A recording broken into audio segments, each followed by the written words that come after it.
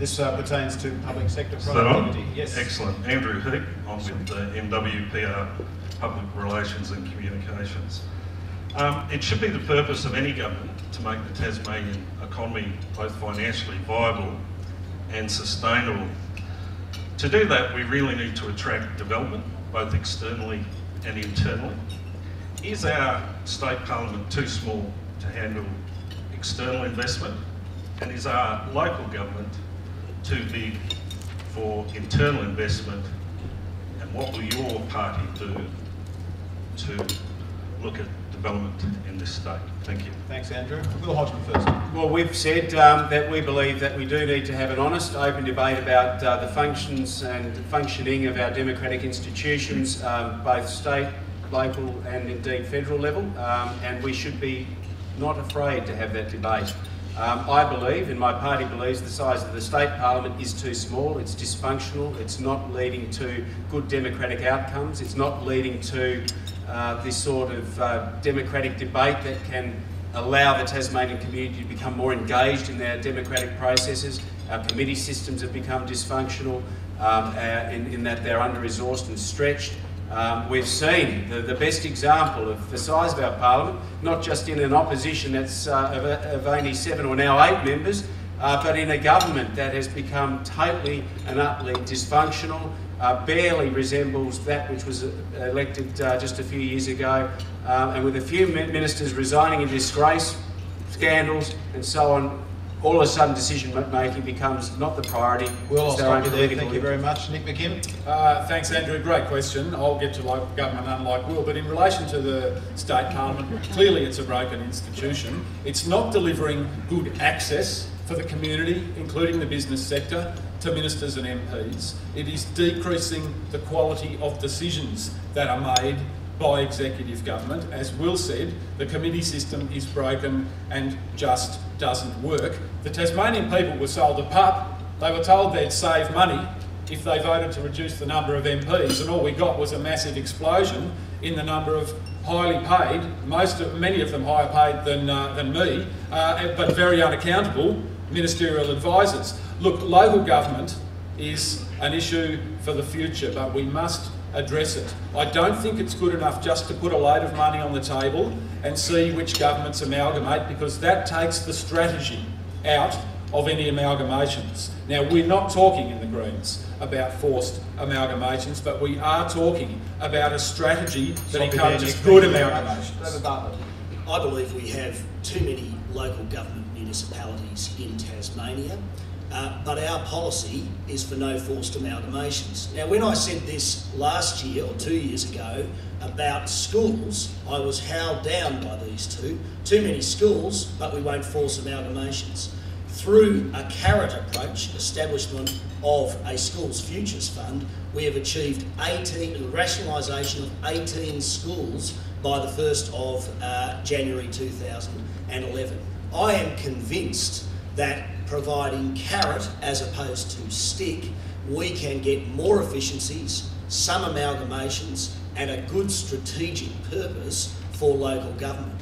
We've been through water and sewage reforms, and yes, there has been some pain in reforms. There's always political pain in reforms. But those water and sewage reforms will put local government both on a sustainable basis, but also on a basis where they will look more clearly towards amalgamation. David, thank you very much. Now, the next question, which Nick, you'll get to answer first, is on taxation and capital formation. And this comes from from Bruce Felminger. Bruce, yes? Don't fight, you two. There's enough of it up here. Actually, I had productivity. So we'll go back to productivity, which was going to be the second item. Leaders, I spend most of my time in the metal manufacturing sector, and to stop ourselves from becoming a sunset industry, we have to reinvent ourselves every year by at least 7 to 10% increase in productivity. So over the last 10 years, we've gone from about $80,000 per employee per annum productive output up to around $260,000 per employee productive output. And The public sector, though, has gone the opposite way. The public sector over the last 6 years has increased as a percentage of GSP from a bit over 6% to just under 10% cost to the people of Tasmania. The outcomes have not changed. We're still the lowest as far as public hospital efficiencies are concerned, and we're still the lowest as far as education value is concerned, and we're still the worst place to do business for somebody like myself, who spends more and more time spinning their wheels against bureaucracy. What, as leaders, do you intend to do about this gross mismanagement?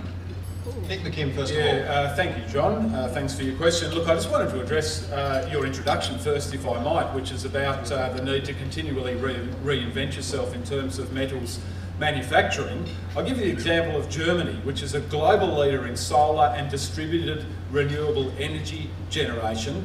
Auspiced, and leave aside the absurdity of Australia not being that leader and Germany being that leader, but that was driven by one thing, a gross feed-in tariff in Germany, which actually paid people a premium for the power they pumped back into the grid from their solar panels and from their distributed generation assets. And that's, I think, a way that the public sector and regulatory frameworks can actually act as an incentive to businesses such as yours and other businesses to help you prosper through what are certainly very tough times. Look, 10 seconds less on the public sector. Of course, we need an efficient public service, but I don't think that slashing and burning without a strategy and sacking public servants without consultation is a good way to deliver it. All right, thank you, David.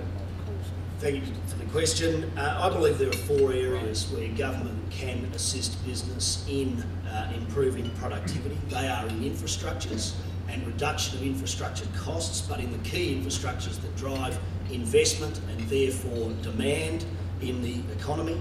2, in an investment in skills that relate to key industries in Tasmania to drive productivity up, as we've already discussed.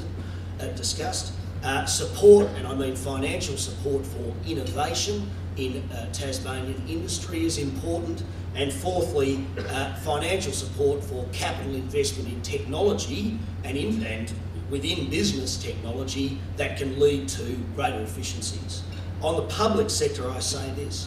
Our response to the global financial crisis was to downsize the public sector by 800 positions, and we're getting on with that.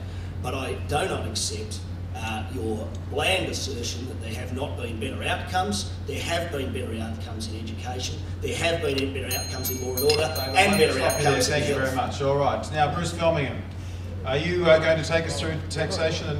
Oh, Will, I beg your pardon. Will, I'm so sorry. Will, please, 60 seconds from you. Sorry. Thank you very much.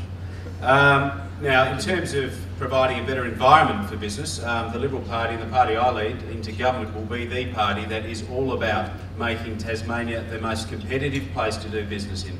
Through tax reform, through planning reform, through getting right out of the way of business, reducing the imposts, the costs and the impediments on businesses getting on with doing their job and employing more Tasmanians. It is central to Liberal philosophy, and in government it will be central to our policy platform.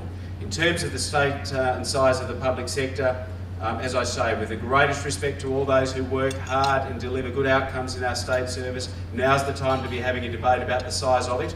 And it is fortuitous during tough economic times, perhaps, that we have this debate. We support the reduction in the number that David's referred to. We believe we can go further and have identified further cuts at a senior bureaucrat level. And we believe also that there are other ways we can effect a more streamlined and efficient state service. Thank you very much.